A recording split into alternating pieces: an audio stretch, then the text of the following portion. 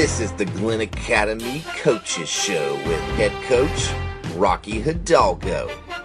Brought to you by Advanced Rehab, Urgent Med 1, Boyd's Transmissions, Golf Cart Wholesale, Alan David Tucker, and by Marshside Grill. And now here's your host, Glynn Academy Insider, Drayton Hogarth. Welcome to the Glynn Academy Coaches Show with head coach Rocky Hidalgo on the Bishop Media Sports Network. This is Drayton Hogarth on location from Marshside Grill, where we will be for the final time tonight on Sunday night at 6:30. This segment of the Rocky Hidalgo Show is sponsored by Marshside Grill, Advanced Rehab, Urgent Med 1, Boyd's Transmissions, Golf Cart Wholesale, Alan David Tucker, and by ASP Pools. And now, joining us, the head coach of the Glynn Academy Red Terrors, Rocky Hidalgo. Welcome, Coach. Just a close, hard-fought game Friday night. Could have gone either way, but the outcome was not what Glynn Academy wanted. Terrors came up a touch short, 10-6. Kind of give us your takeaway from the game Friday night. You know, I think our kids played really hard. I do. I think we played incredibly hard. And Allatoona, I'm going to give some credit. Allatoona's got a really good football team. I think you'll see that. Obviously, they won the state championship, but I think you'll see that through signing day. They're going to sign a lot of kids to go play college football. There's a lot of guys who are going to go play college football off that team. Our kids did a great job. They hung in. They fought, incredibly hard. For me, I'm proud of our effort we gave. I mean, it's obviously to have a season that we've had like this year come to an end. And there's only one team that when you get in the playoffs that ends the season happy. What's disappointing, I think, is we were really close on a couple of things. If we hit the free kick, a field goal, the catch, the Randon's catch that was out of bounds, we ran just an inch away from that. Any one of those plays, and we're either winning the game or we're kicking an extra point to go to overtime. So, that's what's disappointing about it. But in hindsight, we'll kind of get over that stuff. We'll look around at the things we did well and the things we can improve on, and we got to go back to work and work hard to try to get there again next year. Right. I know you said several times before during the season that you kind of get a feeling for how your team is focused or prepared. How did you feel leading up to the game for the team's preparedness? Yeah, I felt like our kids were really prepared. I think we were ready to play a really good game. I do. I think we had some issues. I think we had some kids maybe that just kind of in the moment, the game being so big, that we probably had a couple of guys who lost their composure a little bit, and that affected our ability to do some things. But for the most part, our kids, we had, defensively, our kids went out and played their tails off. Offensively, we had a lot of kids go out and play really, really hard.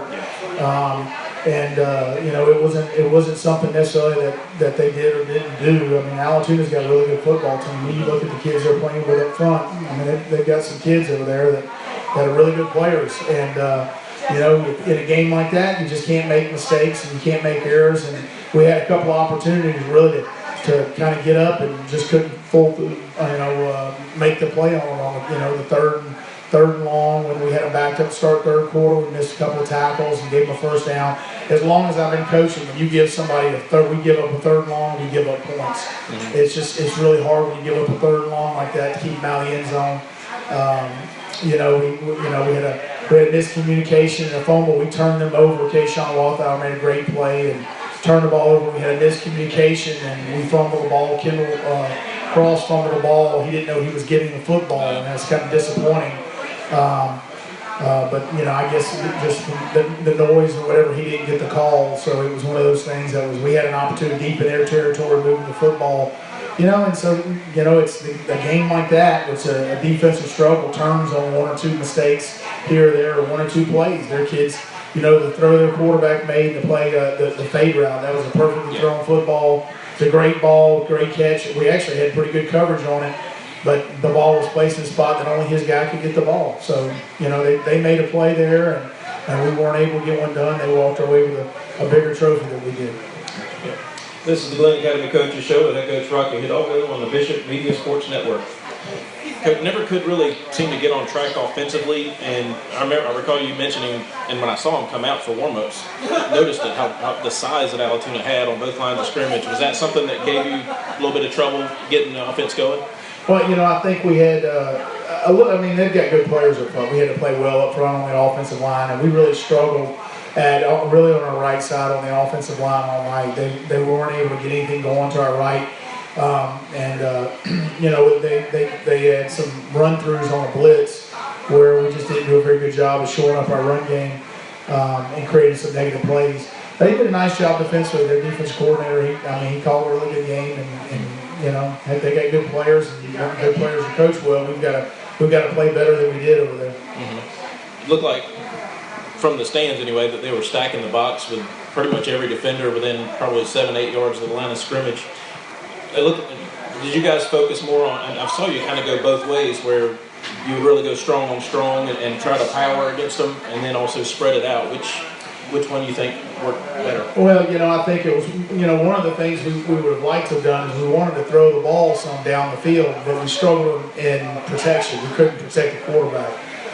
We struggled a couple of spots in protection. So, it was one of those things that we felt like we had some opportunities in the passing game, the vertical passing game, but we couldn't get it off. And they did a great job. Their defensive end was a really good player, and they brought some pressure at some spots and got some of our guys in one-on-one situations, pass blocking. They gave us some trouble. At the end of the day, it was just one of those. They did a nice job of what they were trying to do, and we weren't able to kind of close the deal on it. Mm-hmm. Anything going back that you would try to work more of into the offense? I think one of the things that I think being in Atlanta on Saturday and Sunday probably put us behind a little bit. I was not able to spend as much time with the offensive staff as I usually do because I was out of town for 24 hours because I had to go up for the GHSA Media Day. That's something in the future I probably will skip just because I felt like I was behind all week long. Right. In hindsight, we probably try to push the point a little more. We didn't do a very good job of blocking the edge pressure, and that was something that I think we overestimated our kids' ability to set that edge with what they were doing. They had two pretty good players that they brought off the edge and pinned us and made us play in a box, which is essentially what we try to do defensively as well. Right. DJ early on took a shot. I guess, did he hit his head on the turf, or was it a stinger, or what was the situation there? It was actually his neck. He had a muscle in his neck, so it wasn't a head injury or a neck injury so much as he had a knot in the muscle on the left side of his neck. Obviously, anytime you get somebody who's kind of injured on the turf like that, you want to be careful with it. Dan and Dr. Sasser both checked him out. He both said he was ready, he was okay to go in. DJ said he was okay to go in. So, if it had been a concussion or a neck injury, we would not have put him back in the game. But it was something after kind of getting some treatment back there. It was a muscle injury, and he felt like he could go in and play, and the medical staff agreed. Right. So that didn't really impede his game at all? No, I don't think that impeded his game. I think it had more to do with Allatoona played a really good game, and we probably didn't play as well in spots as we really needed to really move the ball consistently. Right. More to come on the Rocky Hidalgo Coaches Show on the Bishop Media Sports Network. Right now, these words from our sponsors. Marshside Grill is your home for the best burgers, spuds, and seafood around. Come enjoy the view out by the water while taking in an ice-cold beverage. Marshside Grill is your home for the Glynn Academy Red Terror Coaches Show with head coach Rocky Hidalgo and a proud sponsor of Glynn Academy and local high school athletics.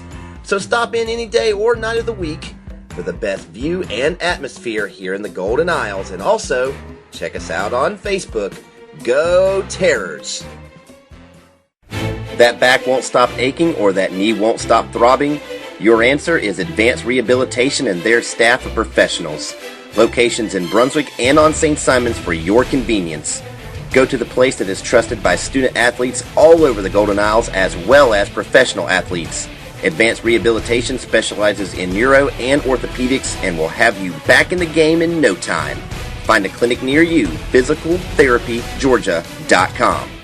Tired of waiting hours to get in and out of the ER or can't get in to see your doctor?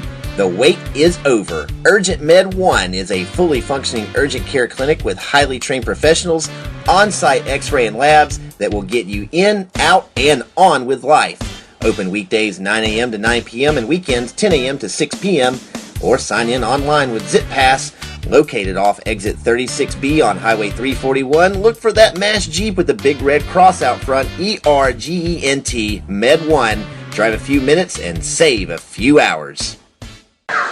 Welcome back to the Glynn Academy Coaches Show with head coach Rocky Hidalgo on the Bishop Media Sports Network. This is Drayton Hogarth on location for Marshside Grill. This segment is brought to you by Marshside Grill, Urgent Med 1, Advanced Rehab, and Golf Cart Wholesale. Coach, like you mentioned, an outstanding effort by your defense. It appeared that Allatoona liked to kind of roll and then kind of use flood patterns out of that. How did you guys kind of counter that and limit their effectiveness? Well, their quarterback is really good. I mean, he's a heck of a player. He's going on the Citadel. He's had a great playoff. They do a great job of sprinting him to the edge, either on the boot legs, or on their sprint out. They use an interesting sprint out protection where it looks like power. So, people try to wrong shoulder the fullback and he gets the edge. What we did is on the sprint out protection, we had Rodney go ahead and wrong shoulder just like it would be power. We scraped the backer hard. So, and Hunter Hollins, Avery McClinton did a nice job on the pull-up. On the boots, we had to put the middle linebacker on the fullback instead of the outside linebacker and press upfield on the boots. And the kids did a nice job on the boots. If you go back and look at what they did over the previous 4 games, they killed people running their play-action pass game. And we really did a nice job with it all night long. So, it was something our kids, our defensive staff did a nice job coming up with kind of the game plan for that. And then our kids did a good job of executing. I mean, we played really hard. Not all of our kids played hard. I mean, not just our defensive kids. All of our kids played hard. So it wasn't something that just our defense played hard. I mean, they're a very good defensive team. And like I said, with a free kick or a field goal, we're kicking an extra point to tie the game to go to overtime. Or if that catch, if we're half a step inbounds, that last touchdown, we're going in for a win. So it's in a game like that, it's a game of inches. Everybody says that the team that makes the most mistakes is going to go home a loser, and it is what it is. We've got to make our kids. We've got to hold on to the ball, and it's disappointing, but our kids played incredibly hard, and their kids did too. Yeah. Big number 4 looked like he really had a good game, forced a fumble, had some really big hits as well. Talk about his game a little bit. Yeah, Kayshawn has really improved. Kayshawn was a real solid player for us early in the year, but the light clicked on for him about week 7, and man, he really turned it on. And he went from a guy who had big time talent, who was a good high school player, to a guy who's a big time player. Right. And it would not surprise me to see him eventually find his way on somebody's roster at the next level. I think he'll have an opportunity to play college ball, and he's a kid that could really use about a couple of years of like a community college, junior college, because he's got tremendous talent, and let him continue to develop. What he did this second half of the year, I mean, he's a major college football player. So I don't think there's any doubt. So I think what we'll try to do is that we've got some people that are really interested in him. But I'd like to see him try to go to a 2-year school and get a chance to go play on Saturday in the SEC or the ACC, because I think he's got the kind of ability. Yeah, I agree. You're listening to the Rocky Hidalgo Coaches Show on the Bishop Media Sports Network. Special teams had a couple of breakdowns, a blocked field goal and a blocked punt. Have you had a chance to go back and look at the film and see where that broke down at? Well, the blocked field goal was a long field goal. The trajectory was a little low. I mean, it wasn't necessarily anybody's fault. The kid who blocked at 6'4", he jumped up in the air, and it was a 50-some-odd yard field goal. It just, if you don't hit it, a long field goal like that, you can't get a lot of lift on it. If you do, it's just not going to go in. So that's just the nature of the beast. It was a nice play by that kid. The blocked punt, we're missing Chris McCormick, and so he got 14 weeks of work in there, practice in there on the shield back there, and we kind of just had some leakage on the shield on the back end. We shored it up, and And you take a kid, he's really only got 3 days to get good at it, and somebody gives you a bunch of different looks, and they did a nice job of bringing a guy underneath. He just hadn't seen that yet. But after he'd seen it, he did a nice job of the protection. Yeah. The rest of the game was strong. And I had completely forgotten about the free kick as well. When was the decision made to go for that instead of maybe taking a couple of plays? Well, Kip Hall talks to me about it all the time. It was something we talk about at practice all the time, and we were discussing it when we were calling timeout, trying to get him to pump the ball. That this would be a free kick opportunity, and so we felt like he had the leg to make it. He did. The one thing, and that's a funny rule. The official said it was the first time in 35 years he actually officiated a game that was used. I would have looked like a real genius if it had gone in, but I still thought it was funny the fact that we did it. But it was just one of those things that's why we have a good staff of guys, and Kip was like, hey, we get this back, we got a good chance if it's a short punt to kick the free kick, and so 3 points in that game. I said it, 3 points in that game could be the difference. We make that kick, we're kicking an untimed down, the extra point on an untimed down, and go to overtime, and it is what it is. It would have been great if that one would have gone in. Obviously that's a tough. He'd never really worked on it. He did a nice job kicking. He almost made the sucker. Right, sure did. And can you share with us, what you told your team after the game? I just told them that we've got to learn from this on both sides. One of the things I talk to our kids all the time. I told them this before the game because I love them. I'm proud of them. I want to tell them that before the game, whether you win or lose, they need to know that, and that everybody in our community is proud of them, whether they won the championship or they didn't. I mean, so that's something they need to know. We talked to them, about that.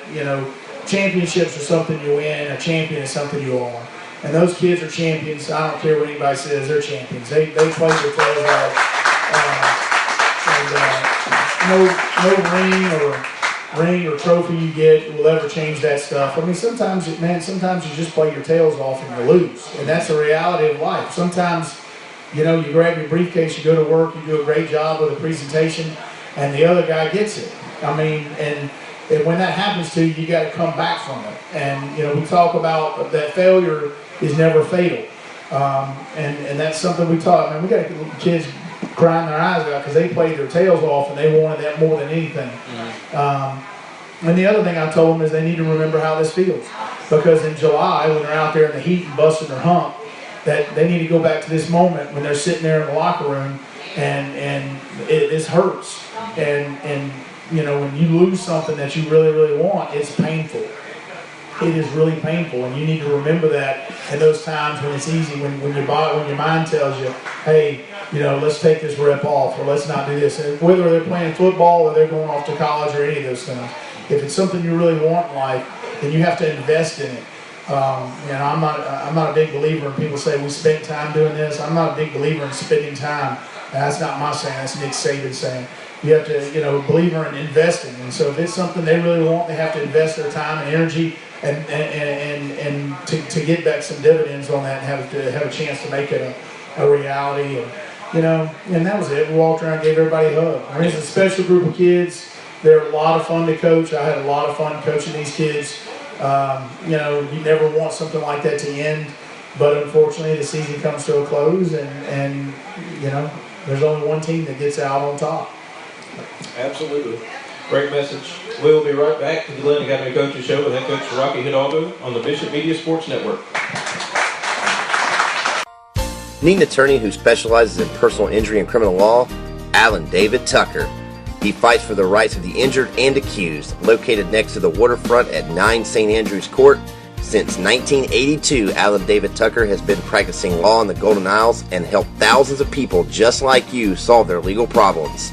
Give Alan David Tucker a call. Proud supporter of Glynn Academy Athletics, 912-267-7123, and let's go Terrors. Looking to make your life more fun? Then check out GCW Karts. With top-of-the-line karts like Easy Go, Bad Boy, and Cushman, You can cruise the island or just around the neighborhood in style.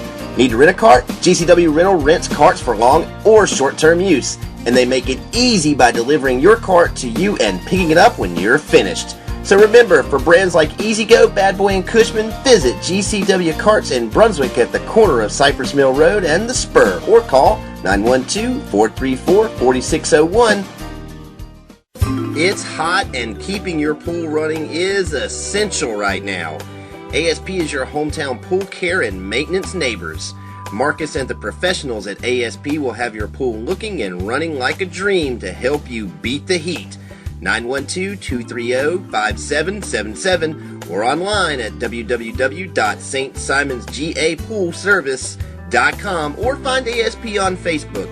ASP is a proud supporter of Glynn Academy Athletics. Let's go Terrors! Welcome back to the Glynn Academy Red Terror Coaches Show with head coach Rocky Hidalgo on the Bishop Media Sports Network. This is Drayton Hogarth on location at Marshside Grill. This segment is brought to you by Boyd's Transmissions, ASP Pools, and by Alan David Tucker. Coach, talk to us a little bit, kind of just as the season as a whole. What was kind of the highlight of your season so far this year? I'm not sure I can pick up one highlight. There's a lot of great moments. I mean, just seeing our kids, after losing a tough game to Camden and not playing real well versus Coffee, come back, a couple of weeks later versus Ware and seeing how hard they played, and you kind of get the feel for a team when they do something like that. You saw how incredibly hard they played. Once they played that game, I knew we had a chance to be really good. I felt that way going into the season.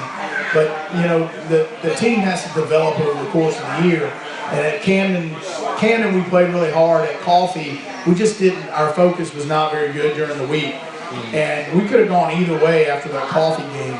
And I think the kids elected to, make the commitment they wanted to have a good football team. That's what it came down to. After that, our practices were better. It was kind of like a slap in our face that woke us up. We practiced like a good football team all of a sudden. Yeah, that's kind of how I was thinking. The Ware game was kind of the game that put the state on notice that Glynn Academy can play with anybody. Was there anybody that kind of stood out to you in particular that you saw improve from day one to towards the end of the season? I think I could go with a lot of kids, and some of the kids didn't play on Friday nights. I mean, some of these kids are kids that are practicing against our varsity that you see improve. I mean, guys who nobody who follows us really know who they are. Got Tavares Grant is a kid that, and Dorian Jenkins, two guys that practice against the first offense every day, and nobody has ever seen them play. And next year, they're going to get a chance to hit the field. They'll be seniors. They're going to be great players for us next year. Those kids are some that I think you'll see that and have a chance to go out and be really good players. I think the thing that on our kids, I think our offensive line kids really came around. Zawante Hillary and Mari Cross really came around, developed as the season went on, got better and better. Chance Lewis is a kid who, a year and a half ago, he wasn't even playing football and came out for the football team late and really kind of developed a kid and played our sniffer back, our H-back, just kind of stuck his nose in there. He's not a real big kid. He's not a real strong kid. He's not the fastest kid, any of those. But he's just a kid that wanted to be part of what he did and went out and played really hard.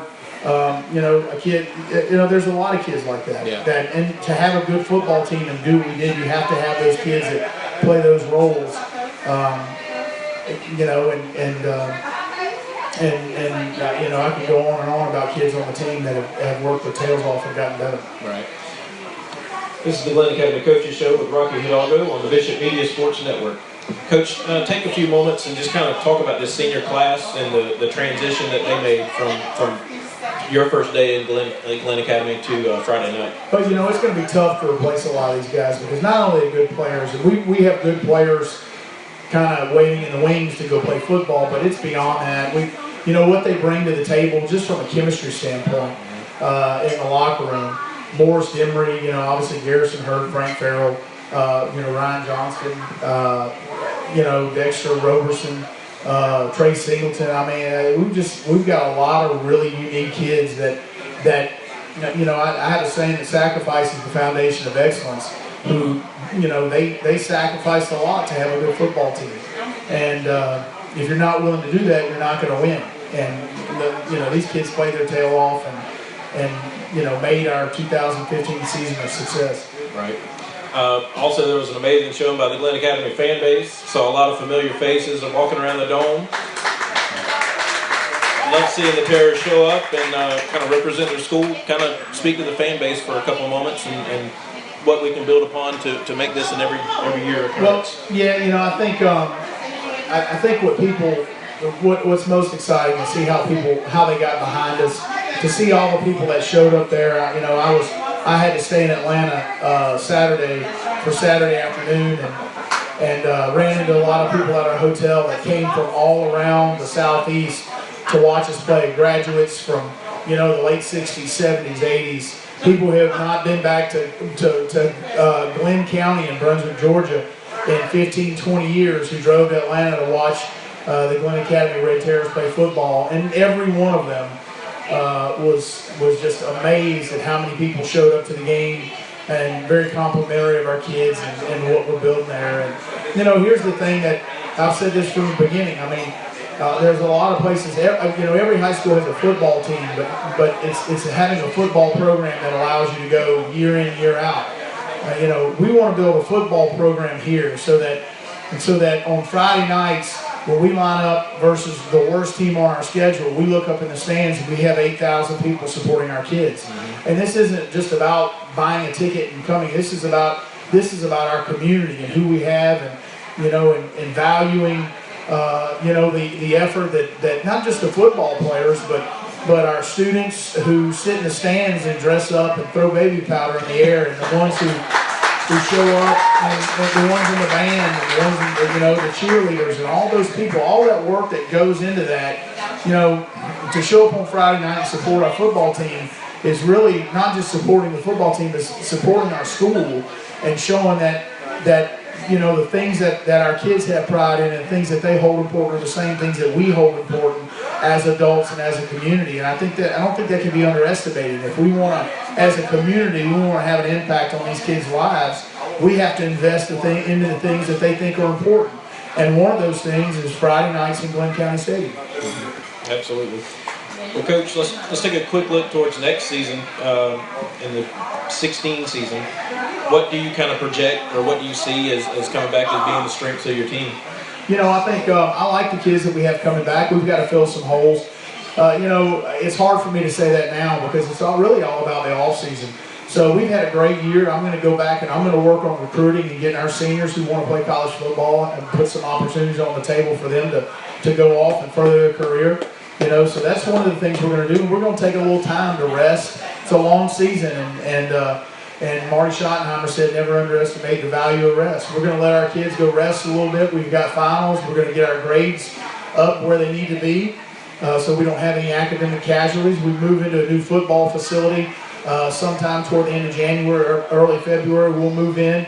But the biggest thing to do is get in the weight room and work on ourselves being bigger, faster, stronger players. And, and a lot of people think that the football season starts August 1st. I always see it starting the second week of January. That's when you start building your football team in the weight room. And kids, if they pay the price with, some blood, sweat, and tears in the weight room, they'll play really, really hard because, it's about an investment. Every second they invest in the program in January and February, in March, June, July, out in the heat, the more they invest in themselves in the program, and the harder it is to give up on a Friday night. The more they want to go out and win that football game, and the more they're willing to invest in it to go out and just play their tails off. And so, that's what we'll do. We'll get back. I like our kids we've got coming back. Obviously, we're losing 3 on the offensive line. We've got to rebuild those, and some guys on the defensive line that we're losing, but I really like the kids that we have a chance. We've got some juniors I feel like will be ready to step up next year and be major contributors. Sounds good. Well, Coach, I personally want to thank you for a fantastic season, tremendous ride all year, and it's been a blast for me to come up here and do this show with me, and thanks to Jason as well. I hope you're able to take some time off and spend some time with your your lovely wife Kelly, and your great kids and everything. And like you said, don't know my kids, do you? It's one of those kids, man. So, my daughter, at least Cooper, the youngest one, you don't know.